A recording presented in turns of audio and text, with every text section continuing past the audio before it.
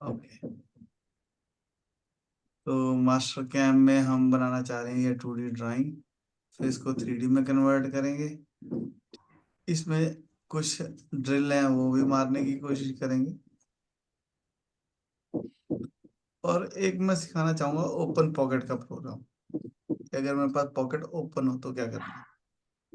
ठीक है, तो सबसे पहले हमारे को एक सर्कल दे रखा है, 18 का रेडियस है, एक 20 का रेडियस है और एक 27.5 का रेडियस है। ठीक है, तो सर्कल बनाएंगे एक 20 का डाया, एक सर्कल बनाएंगे 18 का रेडियस, एक और सर्कल बनाएंगे 27.5 का। रेडियस। हाँ, ठीक है। उसके बाद एक 60 के डिस्टेंस पे 17.5 और है, एक लाइन लगाओ 60 की, यहाँ से सर्कल बनाओ 17.5 का, और इसके टेंजेंट से सीधी लाइन खींचना। फालतू की चीज को डिवाइड कर सकते हैं, आंखें खोल के डिवाइड करना है। ठीक है, गलती हो जाए तो माफी मांग लेनी है, अंडू दबा के। ओके, एक मैंने चीज याद आई है ਤੁਹਾਡੀ ਇਸ ਚੀਜ਼ ਤੋਂ। हम्म। ਮੇਰਾ 2018 ਨਾ ਉਹਦੇ ਵਿੱਚ ਜੇ ਮੈਂ ਅਗਰ ਲਾਈਨ ਇੱਕ ਸਰਕਲ ਹਾਫ ਡਿਲੀਟ ਕਰਨਾ ਚਾਹੁੰਦਾ ਤੇ ਉਹ ਨਹੀਂ ਹੋ ਰਿਹਾ, ਉਹਦੀ ਆਪਸ਼ਨ ਕਿਹੜੀ ਹੈ ਉਹਦੇ ਵਿੱਚ? डिवाइड ਉਹਦੇ डिवाइड ਸਾਰੀ वहां पर ट्रिम की ਡਿਵਾਈਡ कमांड ਵਾਲੀ होगी। ਆਪਸ਼ਨ ਉਹਦੇ ਚ ਨਹੀਂ ਹੈਗੀ, ਇਦਾਂ ਉਹਦੇ ਚ ਟ੍ਰਿਮ ਵਾਲੀ ਆਪਸ਼ਨ ਆ ਰਹੀ ਉਹਦੇ ਚ। हाँ, तो ट्रिम और डिवाइड एक ही बात होती है। ਪਰ ਉਹ ਨਹੀਂ ਨਾ ਕਰਦੀ, ਉਹ ਜਿਹੜੀ मैं लाइन सेलेक्ट करता पूरी ਦੀ पूरी डिलीट कर दिया नहीं नहीं, देखो 2018 ट्रिम ਵਿੱਚ। ट्रिम में ना, हाँ जी। मुझे याद नहीं है एग्जैक्टली, पर ट्रिम 2 एंटिटी कर सकते हैं, ट्रिम 1 एंटिटी कर सकते हैं, ऐसे कर लो तो यहाँ से हो जाएगी। मैं भी ट्राई किया पर बनी नहीं गल जिदा मैं चाहता ਸੀ भी कुछ एक। फोटो खींच के भेजना, फिर मैं ठीक बताऊंगा। है, मैं कल दिखाऊंगा तुमको वीडियो बना के ना। हाँ, ठीक है। मैं तो जब लेटेस्ट वर्जन आता है ना, मैं पुराना अनइंस्टॉल कर देता हूँ। नहीं वो फिर दूजे ਦੇ लैपटॉप 18 है ना, हाँ, नहीं वो मैं तो मैं कल वैसे का बात रखा भी। बता रहा हूँ, तो पुरानी हो हाँ, गई मेरे लिए बात वो बहुत। तो एक सौ, ਉਹਦਾ ਮੈਨੂੰ फायदा हो गया कि मेरी प्रैक्टिस हो जाती काम के ऊपर। ये 50 है, ये 107 है, तो एक लाइन लगाएंगे, इसको ऑफसेट करेंगे 50, और 107 इसको इधर। ठीक है, तो ट्रिम के अंदर ना एक ऑप्शन दिखाता हूँ। ट्रिम में ऑप्शन है ट्रिम 2 एंटिटीज, कोई भी दो लाइनें सिलेक्ट करेंगे तो कॉर्नर बना देगा। एक हमारे को दे रखा है 71 ऑफसेट, और एक हमारे को दे रखा है 15 का ऑफसेट। 15, 71, 71 करने के लिए पहले लाइन होनी चाहिए।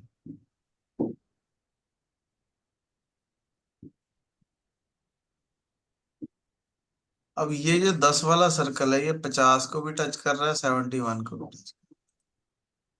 आर्क टेंजेंट 2 एंटिटीज, रेडियस है 10 का, दोनों को सिलेक्ट करो। पर सर्कल मेरे को पूरा क्लोज चाहिए, तो यहाँ पे क्लोज आर्क करके पूरा क्लोज कर देंगे। फिर एक सर्कल चाहिए 40 का, जो 107 को टेंजेंट कर रहा है और 10 को टेंजेंट कर रहा हम्म। है। 107 को और 10 को, मेरी गलती है, ये पहले 40 भरना है यहाँ पे, फिर सेलेक्ट करना है। ठीक है, क्लोज आर्क करके इसको पूरा क्लोज कर देंगे, और लाइन लेंगे टेंजेंट, टेंजेंट।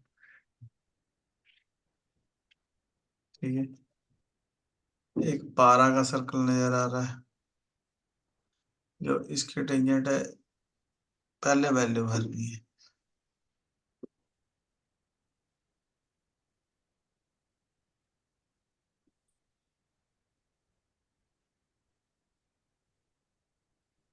लाइनों का काम खत्म हो गया, डिलीट कर दो ये फालतू की चीज को, डिवाइड।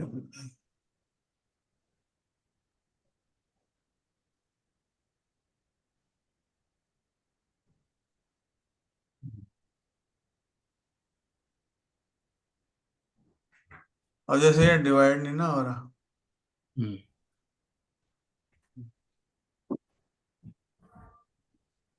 ब्रेक कर दें।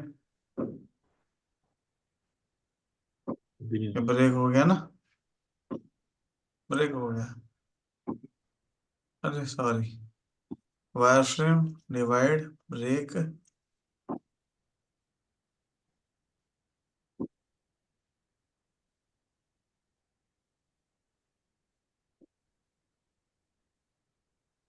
डिलीट कर देंगे।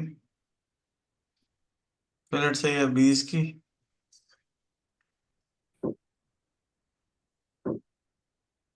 एक नई कमांड सिखा रहा हूँ, एक कमांड का नाम है बोल्ट सर्कल।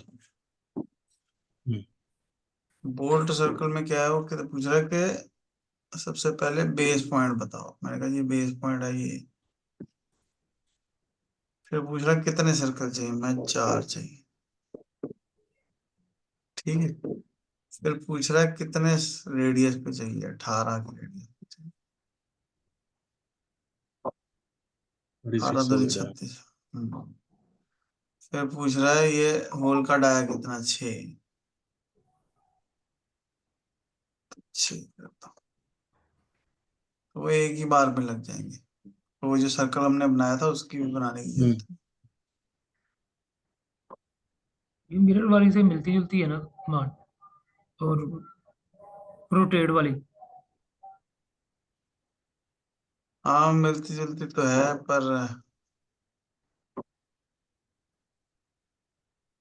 इसमें सिर्फ होल वाली ऑप्शन ही है ना, बाकी ऑप्शन नहीं है। है। इसमें सिर्फ होल वाली ऑप्शन है, होल सर्कल। हाँ बोल्ट सर्कल है ये। हम्म। बोल्ट। ठीक है, इसको सारे को एक्सट्रूड करना है।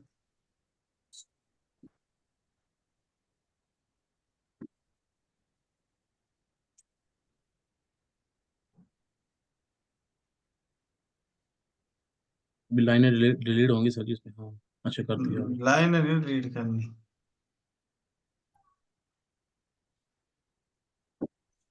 ठीक है, तो ये हम्म। हमने 15 एक्सट्रूड।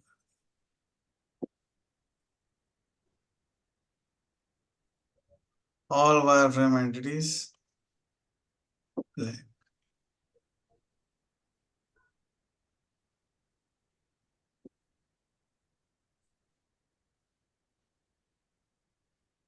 ठीक है,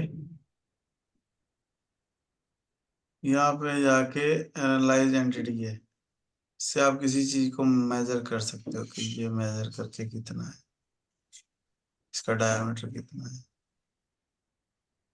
इसका डायमीटर कितना है। ठीक है नहीं।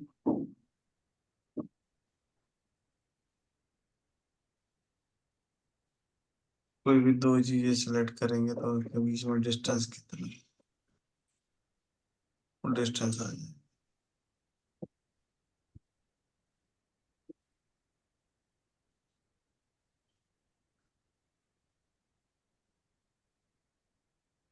जैसे ये लाइन ही है, ये ब्लैंक है, ये हाइड है।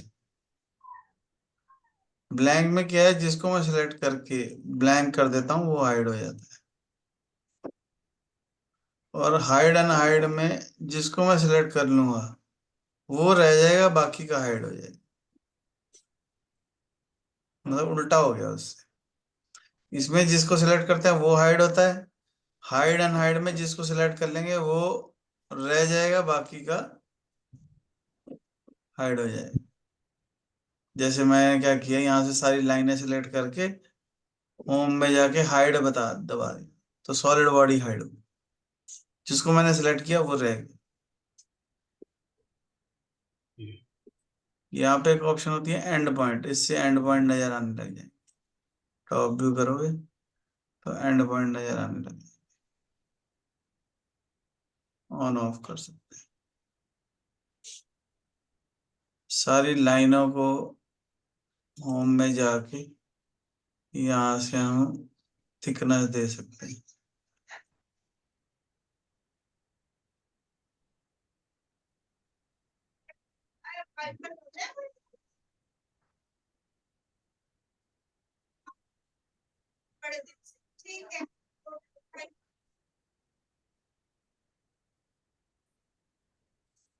ठीक है,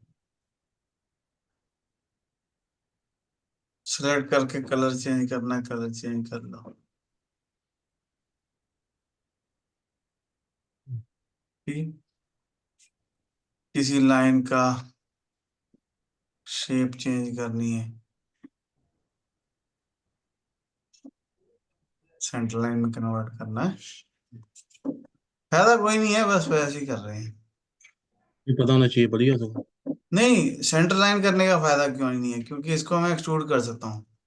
एनएक्स में अगर सेंटर लाइन कर दी तो फिर वो एक्सट्रूड नहीं हो पाएगी, इसमें हो जाती है। ठीक है, टॉप व्यू किया तो टॉप व्यू आ जाएगा।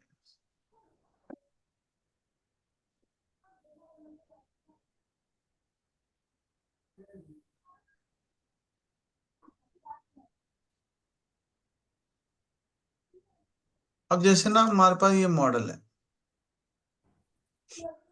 मेरे को करनी है फेसिंग। थोड़ी सी समझने वाली बात है, ठीक है। कि अगर मैंने कोई चीज बना रखी है, अब मेरा कोऑर्डिनेट सिस्टम है 0, मुझे इसके ऊपर फेसिंग करनी है। फेसिंग करने के लिए मेरे पास जो रॉ मटेरियल है वो कुछ इस तरीके का है। तो मैं फेसिंग क्या करूँ, इसका मतलब मुझे स्टॉक को थोड़ा सा ज्यादा बनाना पड़ेगा जेड में। मान लो मैंने 20 कर दिया, तो 20 करने से प्रॉब्लम क्या हुई कि जो मेरा स्टॉक है वो नीचे बढ़ गया, ऊपर बढ़ने की बजाय नीचे बढ़ गया। जी। तो हमारे को क्या करना पड़ेगा, हमारे को यहाँ पे जेड की वैल्यू को 15 की जगह 20 करना पड़ेगा, ताकि स्टॉक जो है वो ऊपर को वो बढ़े। ऊपर की तरफ। ठीक है, और ये तो हमने कर दिया स्टॉक के लिए, पर मेरे को कोऑर्डिनेट सिस्टम भी ऊपर रखना पड़ेगा। मैं मॉडल के अंदर जाके थोड़ी टचिंग करा सकता हूँ। तो यहाँ पे कमांड होती है बाउंड्री बॉक्स। ये मेरा मॉडल है, ठीक है। इसको मैंने नीचे से फिक्स करके 20 कर दिया, तो स्टॉक जो है वो ऊपर चला गया। देख रहे हो, तो स्टॉक ऊपर चला गया। हमने अनपढ़ता जो दिखाई वो खुल खुल के बाहर आ रही है।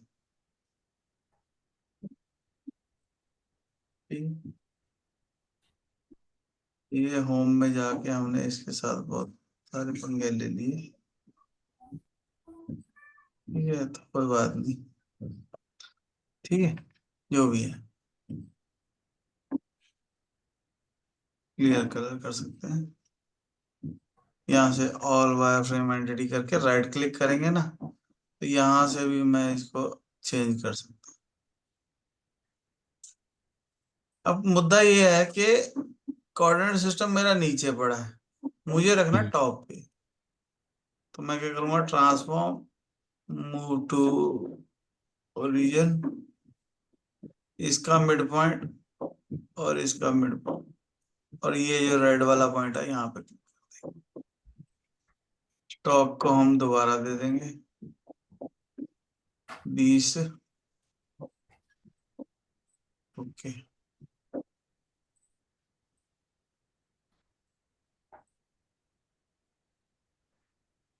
ये समझ आया बात। ये अब हमारे पास जो टूल पाथ है, टूल पाथ का नाम है फेसिंग।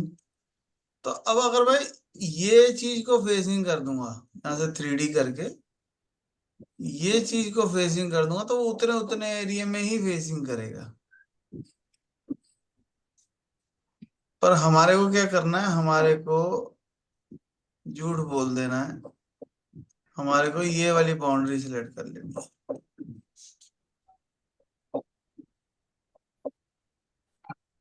जो मेरा रॉ मटेरियल। ठीक है, टूल बड़ा समझदार है ये, इसने अपने आप ले लिया 55 का। ठीक है, कट हम्म पैरामीटर में वन वे की जगह जिगजैग कर सकते हैं, वन वे भी कर सकते हैं। फ्लोर में स्टॉक कितना छोड़ना है वो बता दो। डेप्थ ऑफ कट 1 mm का, कितनी डेप्थ तक जाना है, -5, सब पता है उसको। ठीक है, पर ऐसा नहीं है कि उसको पता तो उस पर यकीन कर लेना, चेक जरूर करना है हर बार। ओके,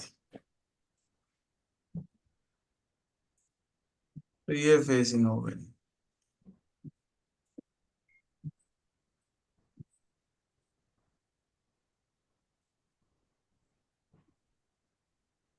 ठीक है, वेरीफाई करेंगे तो ज्यादा अच्छे से क्लियर रहेगा। वर्क पीस ऑन कर लो, स्टॉक को ट्रांसपेरेंट कर दो, रीसेट करके। उसको नीचे वाली शेप से कोई मतलब नहीं है, हम्म उसको जो हमने बाउंड्री दे दी उसके हिसाब से फेसिंग।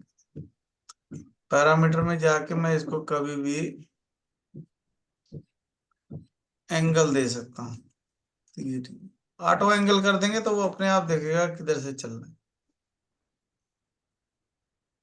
अगर मैं इसको पर्टिकुलर एंगल दे दूंगा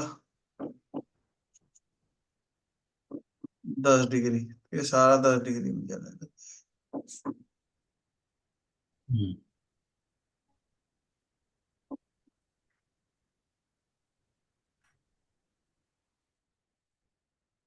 ठीक है, वैसे तो ज्यादातर सीधे ही चलाते हैं, पर कोई शेप ऐसी हो सकती है जहाँ पे हमारे को चलाना पड़े।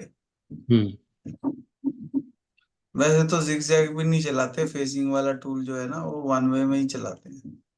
वन वे में लिफ्ट तो होती है, पर कोशिश करते हैं वन वे में ही चलाएं, वो एक ही डायरेक्शन में कट के फिर वापस आएगा। नहीं तो टूल खराब होने का खतरा होता है।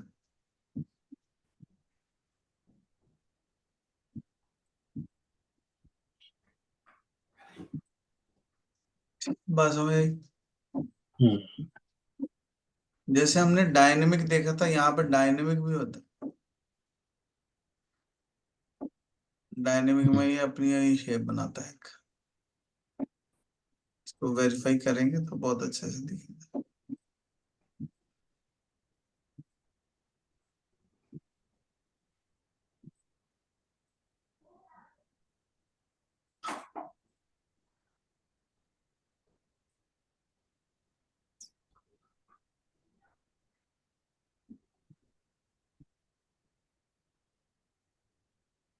ये समझ आई बात।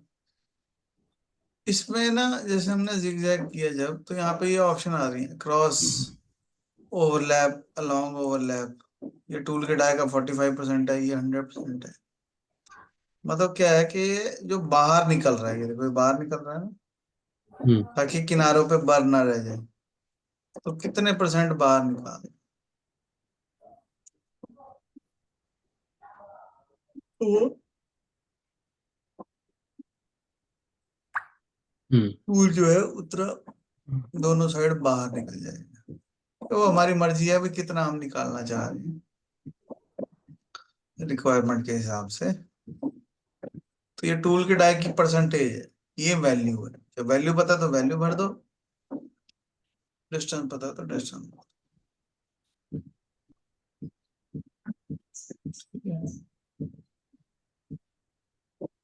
रोल इन कर देंगे तो ये किनारे गोल हो जाते हैं। ये देखो, एंट्री जो है हम्म। वो गोल हो जाएगी। और अगर सर यदि एंट्री ਆਪਾਂ ਚੇਂਜ ਕਰਨੀ ਹੋਵੇ ਉਹ ਕਿੱਦਾਂ ਕਰ ਸਕਦੇ ਹਾਂ? चेंज मतलब क्या होता है? मतलब फॉर एग्जांपल मान लो भी जिस साइड ਤੋਂ ਤੁਸੀਂ ਹੁਣ ਸ਼ੁਰੂ ਕੀਤੀ ਹੈ ਇਸ ਪਾਸੇ ਕਲੈਂਪ ਲੱਗੇ ਨੇ ਔਰ ਆਪਣਾ ਆਈਡੀਆ ਹੈ ਕਿ ਆਪਾਂ ਦੂਸਰੀ ਸਾਈਡ ਤੋਂ ਸ਼ੁਰੂ ਕਰੀਏ ਦੀ ਉਹ ਕਿੱਦਾਂ ਕਰ ਸਕਦੇ ਆਪਾਂ ਚੇਂਜ? घुमा दो इसको 90 डिग्री की। Auto angle. अच्छा। तो अब जो एंट्री है वो अब इधर से है, ठीक है। अगर हम इसको कर दें 180,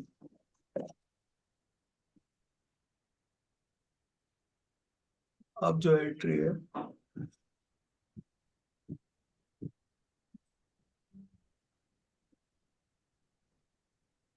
पहले इधर थी अब इधर है,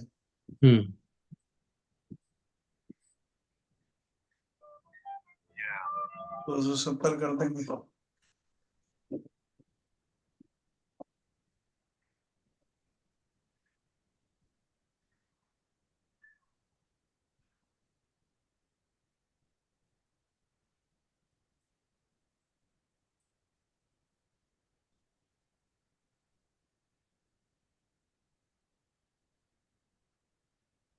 ठीक। ठीक है। मतलब इसमें और सबसे ਇਹਦੇ ਚ इम्पोर्टेंट चीज जो है वो है स्टॉक की। आपको ये ध्यान रखना है कि स्टॉक तो मुझे काटना है। अगर मैंने मॉडल के टॉप पे रख दिया 0 तो वहां पर टचिंग कैसे, वो तो कटरे के बाद बनना है, वो वाली जगह आनी है। बस ये बात समझने वाली है। फेसिंग में सबसे ज्यादा एक्सीडेंट इसी वजह से हो जाते हैं। वो क्या है, मॉडल के 0 पे रख लिया बिल्कुल। और फिर टूल चला दिया तो वो मॉडल को ही काट देगा।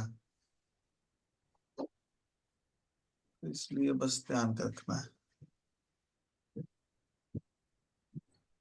ਇਹਦੇ ਚ ਹੁਣ ਇੱਕ ਹੋਰ ਟੂਲ ਐਡ ਕਰ ਦਿਓ ਜਿਹੜਾ ਪ੍ਰੋਫਾਈਲ ਬਣਾ ਦੇ ਔਰ ਡ੍ਰਿਲਿੰਗ ਦਾ ਵੀ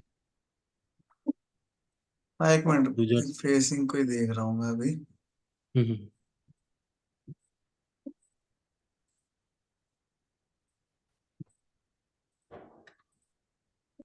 वैसे तो फेसिंग में फ्लोर 0 कर देते हैं, 0 कर सकते हैं। हम्म।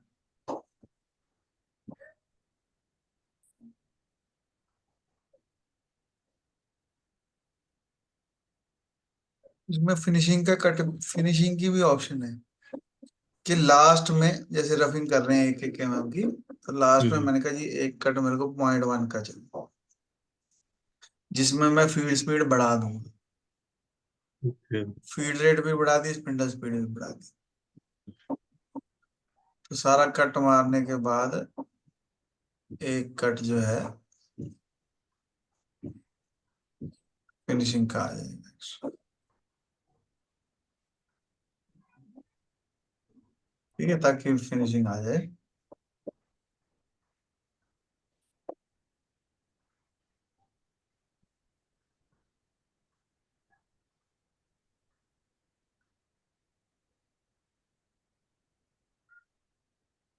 वन पास तब यूज होता है जब मॉडल छोटा और टूल बड़ा हो। मतलब मान लो मॉडल 20 का है और टूल मेरा 50 का है, तो एक ही सिंगल पास में।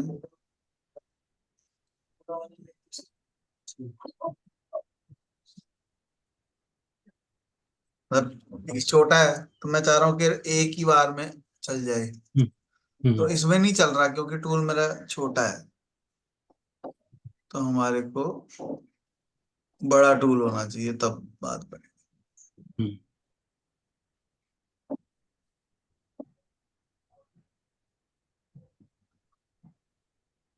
मान लो 100-125 का टूल है,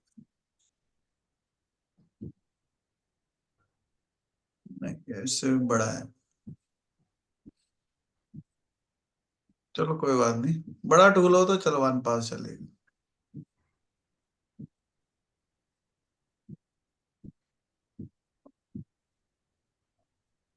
ठीक है।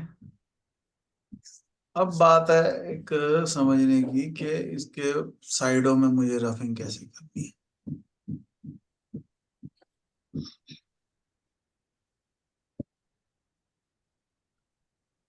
तो अगर मैं यहाँ पर टूल पाथ चूज करने की कोशिश करूँ तो एरिया से भी कर सकता हूँ, मैं डायनेमिक से भी कर सकता हूँ, पॉकेट से भी कर सकता हूँ। कंटूर से भी कर सकते। हम डायनेमिक ले लेते हैं, मशीन रीजन, ये मेरा मशीन,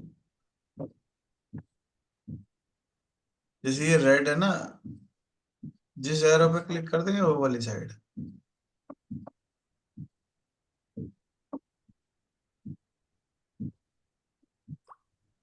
मशीन रीजन,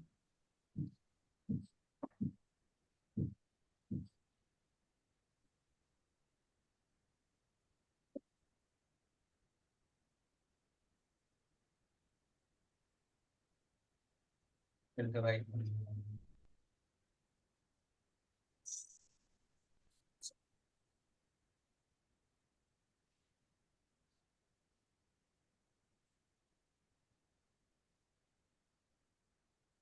ये हम चाह रहे हैं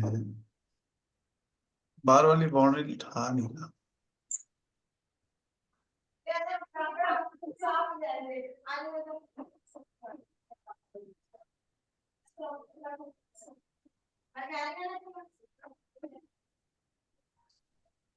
क्यों नहीं उठा रहा पता है? बड़ा अच्छा हो गया नहीं उठा रहा, क्योंकि देखो जेड की डायरेक्शन गलत है। ठीक है ना, तो अनपढ़ता एक श्राप होता है, इसी दिन के लिए होता है कि आप बिना जेड को देखे खींच के लग जाओ काम करने ना, तो ऐसे नहीं बात बनी। हमेशा जेड का ध्यान रखना है, ठीक है? नहीं तो जो भी अपने खाया पिया है वो सारा इसी में लग जाए।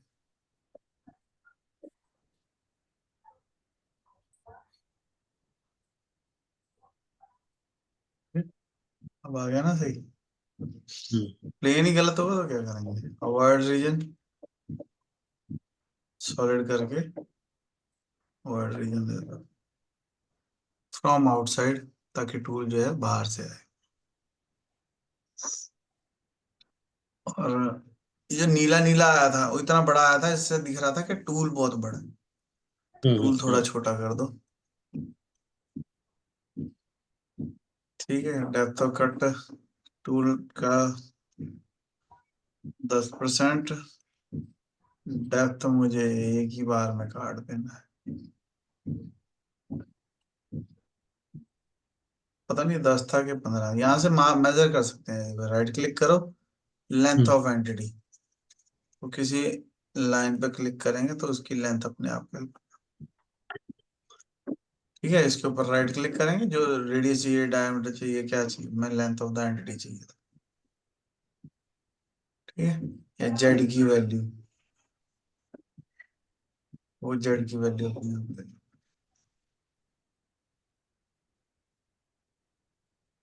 ठीक, top of the stock, Z की वैल्यू, मतलब मेरे को 0 से नहीं ना चलना, 5 mm तो फेसिंग हम कर चुके हैं। तो डेप्थ में 20 की जगह 15 कर लूं। ठीक है, यहाँ पे 20 चाहिए, यहाँ पे 5 चाहिए। स्टॉक कितना छोड़ना है? 0। Okay,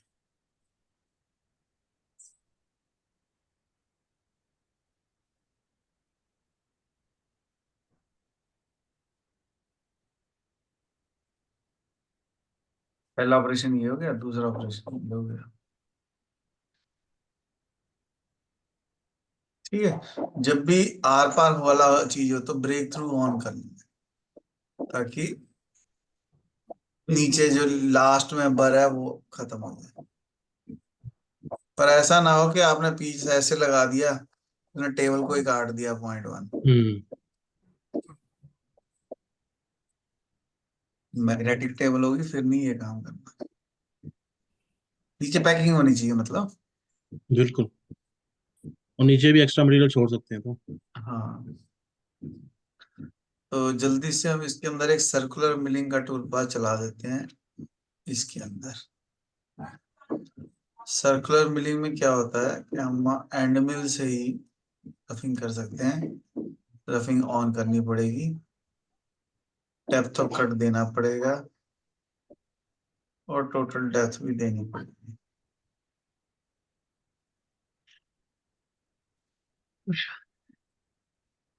top of the top, ये देखो, ये -5 से -20 तक।